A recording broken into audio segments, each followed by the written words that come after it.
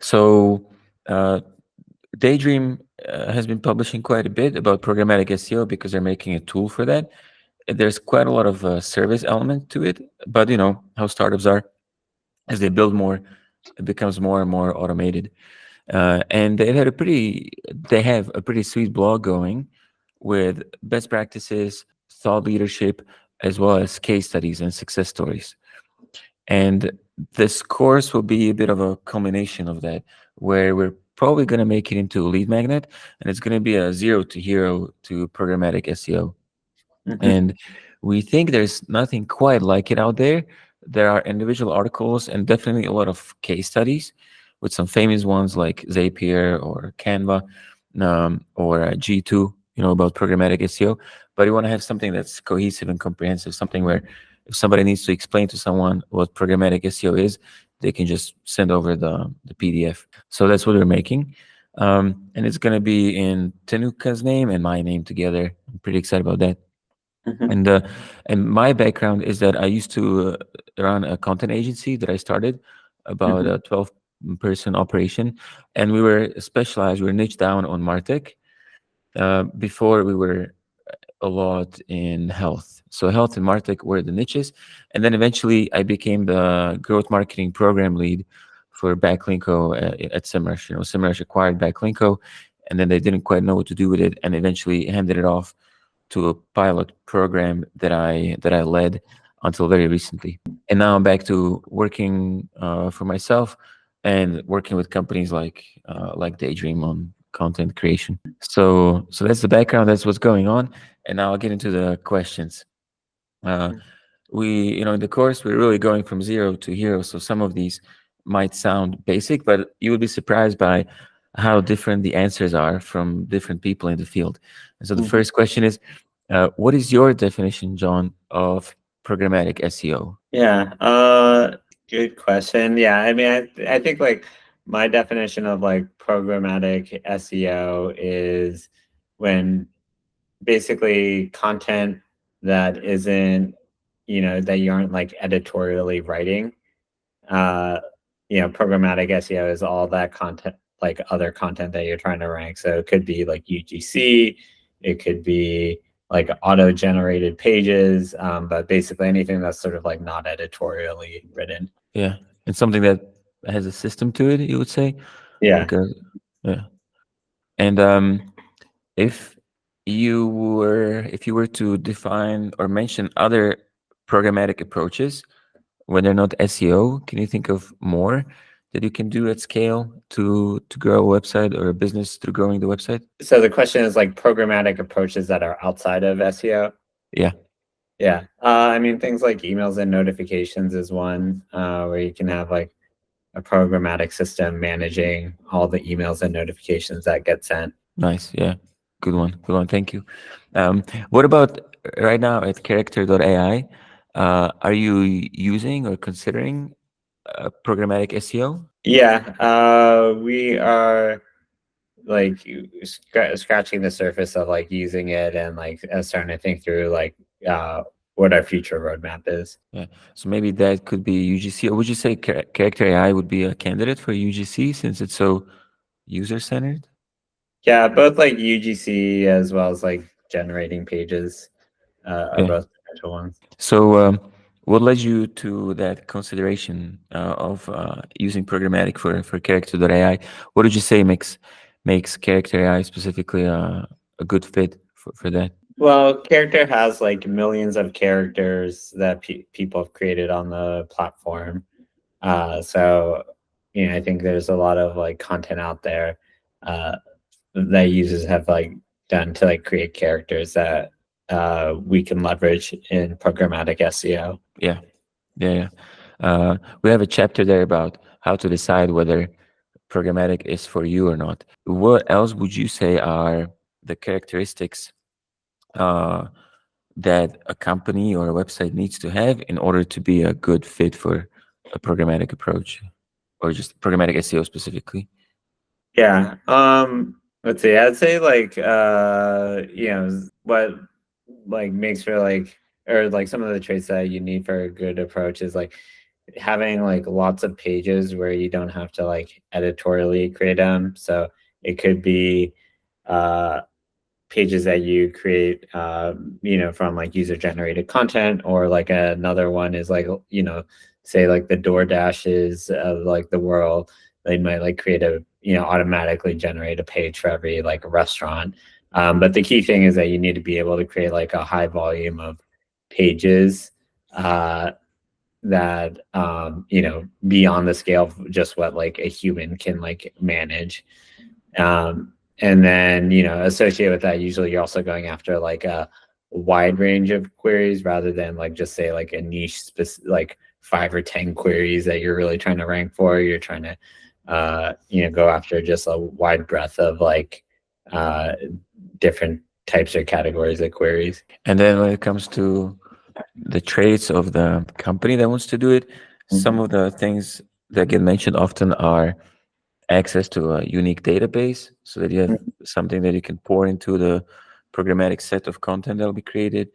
Um, Yeah, I uh, think maybe to boil it down is it programmatic SEO is about like scale. Like once it gets past like the scale that like a human or like small number of humans can like manage, you need to start like having like algorithms and computers manage it. yeah. So who all needs to be on the team or the org chart of a team that will run programmatic?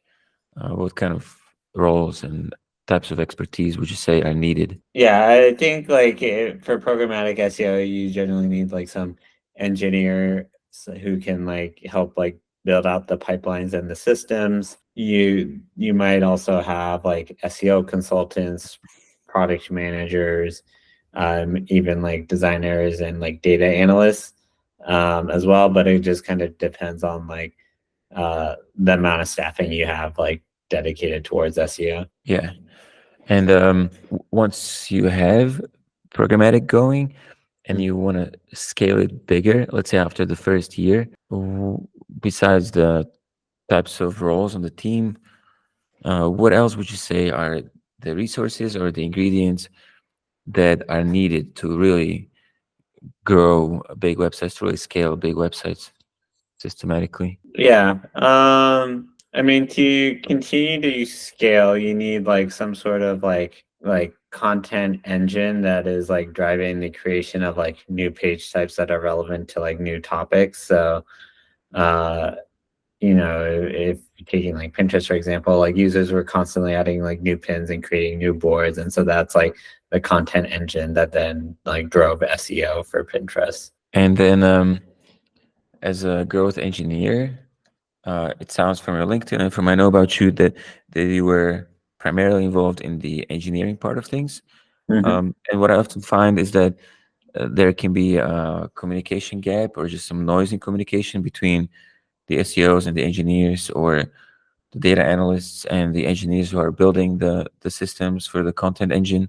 Could you speak a little bit to how to communicate or how to split or share responsibilities uh, on the team, between the growth engineers and then the growth marketers and others who are involved? Like how to maybe bridge the gap of communication between the engineers and the rest of the team? Yeah, I guess like what are the examples of like communication issues you've seen? That and how you solve them, yeah, if you can speak No, to that. I'm asking you like what are the Okay, you're asking me. And so at Semrush, for instance, um, I was in the growth marketing department, and we were pretty far removed from all the data analysts.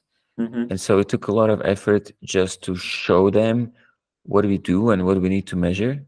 And mhm, so the first quarter or two, even the attribution reports that were being built, were not always hitting the mark on how the attribution model should be built and also what was being reported on. We had a lot of detail on stuff that never really got used, and then we had very little detail on the stuff where we could have gone deeper.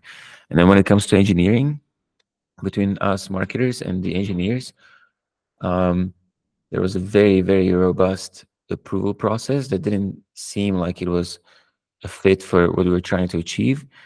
And it also seemed like we didn't have enough engineering resources or the approval to hire for them ourselves. So I had a pretty nice budget to hire for the marketing roles, but it was much harder for me to hire for engineering roles. So those would be my examples from what I've experienced last year. I see. Yeah, I mean, I think I haven't seen like communication be a big issue. Like at Pinterest, like we had like an SEO team where the engineers were fully 100% dedicated to SEO. And we also had a culture of like bottoms up ideation where engineers were expected to come up with ideas for what we should be doing in SEO. So we did a lot of work to try and like teach and educate them on how SEO works, so they become effectively experts at SEO, and can like contribute ideas themselves on like what we should be doing. I think like Character, we're earlier on, so we're still in the sort of like educating the engineers on like SEO phase. But yeah, I think it's mostly just like helping teach the team how SEO works. So then I think that helps like break down any like communication or understanding gaps. Is that how you came to understand SEO? Were you an engineer first and then you learned SEO because it was relevant to your work, or what was your progression? Yeah, I mean, I've always been very like growth. I'm like product minded. So I've been like, working in growth now for almost like 15 years. So I've always been passionate and interested in just like learning how things work. And so at Pinterest got the opportunity to like, work on SEO and like try to dive deep and learn how it works, like reach out to a lot of people in my network to educate myself as well. Yeah, it's valuable to have a combination of a few skill sets, and then you can become a unique person. What about templates? There's the last topic or subtopic I want to talk to you about today. Templates are big for programmatic. Templates also seem to be big for UGC. Would you say the approach at Pinterest was based on templates? Would you say templates are a key part of UGC? Yeah, I mean, I think at Pinterest we didn't really have templates. We had like like three main page types. There's the pin page, board page, and topic page.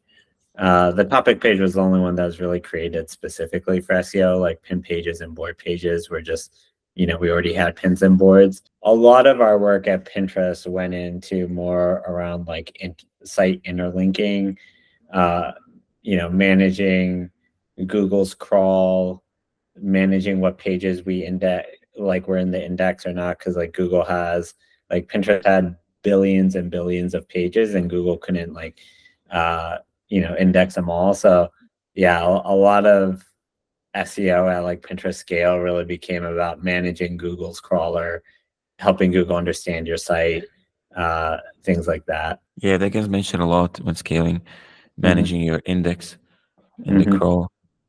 Yeah. And when it comes to Pinterest today, ranking so high on Google for different searches, was that a shared effort of SEOs and engineers, or was it led primarily by one or the other, or maybe the product managers even? Was it quite a joint effort, or was there one group, one type of role on the team that led the effort to make Pinterest rank high on Google so often? Yeah. So we didn't have any like full-time, like, what I call SEOs. We had like a couple like consultants that would like spend like maybe a couple hours a month, but it was mostly like the engineers and product manager for the team that were responsible for figuring out like what things we should try. And I think that again came back to like having the team really learn SEO so they would have all the expertise to figure it out themselves. And then the role the consultants played is like, because they have a lot of clients, they really helped us understand, when an algo change came out, what they're seeing across like their portfolio of clients to help us better understand like what's happening with this algo change, and things like that. Okay, awesome. Makes a lot of sense. So, John, that was the end of my questions. We'll be picking quotes and feature and let you know. It'll probably come out in October. Now that I got you thinking on all this, is there anything else you'd like to add before we go? Yeah, I mean, I touched on it a little bit, but I do think like at Pinterest scale, like SEO is a very like different game. Like especially like the core page types we built out, those were, in place by like, I don't know, 2014, 2015. So a lot of what we were doing was figuring out, managing the crawl, improving performance so Google could crawl us better. So we'd like score better on like Lighthouse and Core Web Vital scores. Thinking through like how we can get like more content on the page and things like that. Yeah. The technical aspects seem to be really big. That seemed to have been a really big thing at Zillow and Zapier as well, as they were scaling. And every little difference in performance on the technical parameters had a big impact on the traffic. Well, cool, very cool. I have the recording and the transcript. Thank you very, very much, John, for your time. If we can do something for you now or in the future, let us know, and we'll keep you posted as this comes out. Yeah, sounds great. All right, great chatting with you.